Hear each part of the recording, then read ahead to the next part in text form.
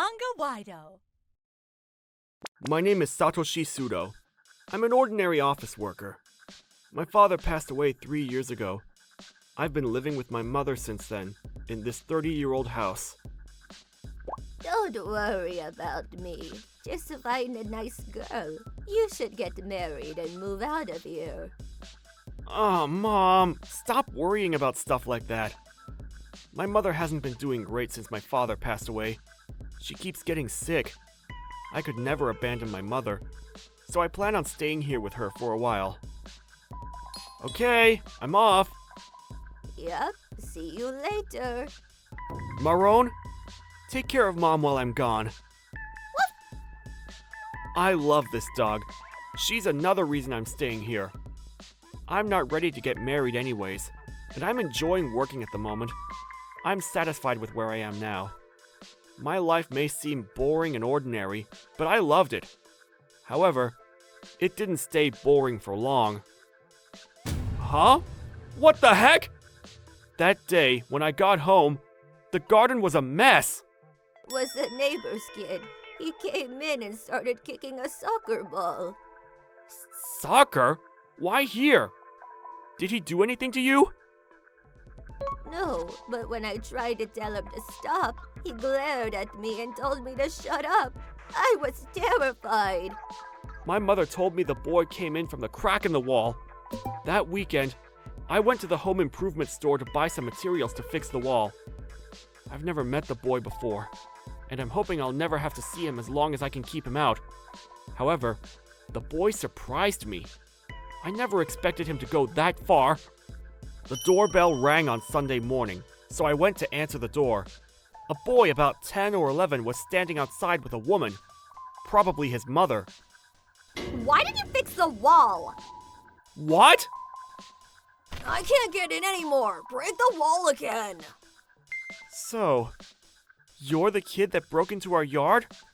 My mother, who was watching from the living room, was shivering from fear as she nodded at me. You are way out of line here. This is private property. He's not allowed to just come in here to play. We won't be breaking the wall just so he can have a playground. You can't be serious. This is a perfect place for my child to play. What do you mean? I can watch over him from our balcony so I can see what he's doing anytime I want. If he can't come in through the wall, let him in through your front door. No, ma'am, that's not the problem here. Apparently, the child and the mother recently moved into the condominium built next to our house. I could see the balconies all facing towards our house. That means she could look out into our yard any time. Your mother, she's here alone every day, right? Yes, she is. Then it'll benefit both of us. I'll let her watch my precious boy play in her yard. Are all parents these days as crazy as she is?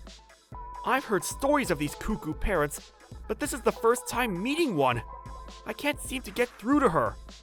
Well, I don't quite understand what you're trying to say here. Oh my gosh, I'm telling you, since my child is cute, your mother will benefit from watching a young child play nearby. Thanks, but no thanks. My mother doesn't feel comfortable with strangers coming into our property. Anyways, don't ever come into our yard, ever again. I realized the mother would never understand what I was saying, so I pushed them out of the gate. The mother and the child stood there. You're so selfish. You should be nicer to children. And yelled at me. Maybe I should call the police, but left when I said that. I hate how they'll be living near us. I don't want psychos like them in the neighborhood. It's scary. I have a feeling they'll be back. I should let his school know about this. I called the elementary school in the area just in case and told them about what happened. I also asked them to tell the family to never bother us again. I thought that getting scolded by the teacher would prevent him from trespassing again. However, I can't believe you called the school. They lectured me at the parent-teacher conference. the mother of the child came banging on the door, acting like she was the victim. She was screaming so loud, I ignored her so I didn't have to deal with her. But then, You wouldn't believe the things she started doing. She would throw dog poop into our property, and she tried harassing us by throwing all of her trash into our yard. I purchased a security camera to record proof of her heinous actions. She came every day doing all kinds of stuff. I had enough proof almost immediately. Now all I have to do is bring the video to the police. Unluckily, some issues at work kept me from coming home early enough to go talk to the police for the next few days. Mom, if she comes back again, you need to call the police. This has all the data in it. Pictures and videos of everything. Okay, Satoshi. Don't work yourself too hard. I won't. Maron, take care of Mom, okay? Bark at the kid if he comes to bother us again. I was thankful Maron was there for my mom. I smiled at her and left for work. However, that evening, I received a shocking phone call from my mother. Satoshi, we need help. Mom, what's wrong? Maron's doghouse. It's on fire. What? I explained everything to my boss, and he let me go home to check up on things. I rushed home to find the smoking, black remains of what used to be Maron's doghouse. Maron? Is Maron okay? Oh, Maron! Thank God! She wasn't hurt, was she? My mother explained to me that she and Maron were out taking a walk when the fire started. They were both unhurt. Some of the neighbors noticed the smoke and took care of the fire. I'm just relieved that the house didn't catch on fire. Okay, we should go thank them later on. Wow, but seriously, who would do something like this? The boy's mother came to mind, but I needed to check first. I knew it! The boy and the mother were responsible for the fire.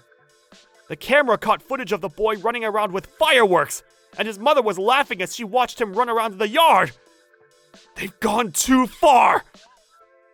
I went to the condominium to talk to them. I explained the situation to the building manager and asked if he could take me to their room. The manager knew the mother well. She was giving him a headache as well. Oh, them. He frowned. However, he told me he couldn't let me in the building for security matters. They left the building a while ago. You can wait for them here if you want. I waited for them to come back and confronted them. How could you put the doghouse on fire and just leave? Huh? What fire? We didn't do anything. We have footage of you and your boy running around with fireworks in our yard. I need you to come with me. I'll show you what you've done, and I'm calling the police! I was yelling at the top of my lungs. Some of the residents came out to see what the commotion was about. I guess she didn't like being the center of attention. She agreed to come along, and we left her building. You two! Come here! I made sure the boy came along to show him the damage he'd done. Once I showed them the burnt doghouse, I thought they would at least apologize. Dude, it's not that bad. I agree. I can't believe you're making such a huge deal out of this. This is why I hate stingy people. They were both acting as if it was nothing. The mother even laughed scornfully. How can you say that? Do you realize what would have happened if Maron was in the doghouse? Nobody died and the fire's out. Exactly. We gave you the opportunity to get a new doghouse for your filthy dog. We don't owe you anything. You should thank us. You're crazy! Plus, my husband is a government official. He'll have no problem covering up such a small problem. That's right. My dad is a powerful guy. He's so much better than an ordinary commoner like you. Neither of them had any morals! I felt like punching them in the face for what they were saying! It was taking me everything to prevent that from happening! Reiko! Shintaro! I thought I heard your voices. What's happening here? A man with glasses started talking to us. He was looking in over the wall built around my house. Daddy! The kid called the man. I realized he was the woman's husband and the father of the kid. I invited him into the yard and explained everything that was happening. I wasn't expecting him to have any common sense. He was probably going to back them up, saying none of this was their fault. Please forgive us for all the trouble we've caused. He bowed deeply, and his apology seemed to come from his heart. What? Why? Why are you apologizing to this poor loser? That's right, Daddy. You're so much better than him. You shouldn't apologize to him. You're cooler than that. Shut up! What you've done is unforgivable! How do you not realize that? Apologize to this man, now! Put your heads on the ground and say sorry! What? The father of the boy told me how he lost his dog to a fire that started at his neighbor's house. After that, I showed the father everything I had prepared to take to the police. By the end of the footage, the man was as pale as a ghost. He bowed down so deeply, I thought he was going to touch the ground with his head. I am so sorry for everything you had to go through. The fire, the walls, just everything. I will pay for everything my family damaged. The doghouse, the garden. Please, let me know if there's anything else.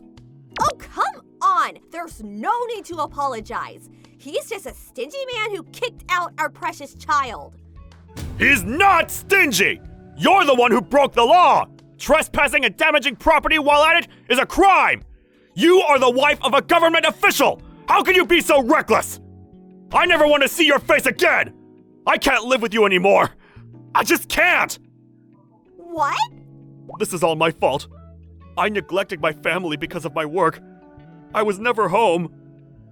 No, it's not your fault. I'm going to change jobs. That way I can focus on raising my son right. It's always been on my mind, and I've made my decision. I promise my family will never cause any sort of trouble for you again. The husband seemed so proper. Why did he marry such a psycho? There was a lot to discuss, but I felt so bad for the husband apologizing for what his family did. It's okay. How about we set up another date to talk about what we'll do? So I suggested we all go home for now. I was relieved to see that the father had proper morals. I was starting to feel like everything was going to be fine. But it didn't end there. The mother suddenly grabbed the husband by his collar and... You're changing jobs? You're not going to be a government official anymore? You can't do that! How am I gonna pay my debts? She didn't even see me anymore. She lashed out at her husband. Wait, did she say debts? She said my debts, didn't she?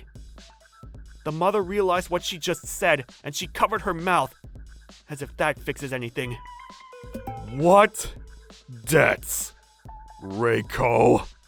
It's not that bad. It's just that I needed some money, you know? Hey, don't be angry. Honey, I love you. I found out later that the mother was a shopping and gambling addict.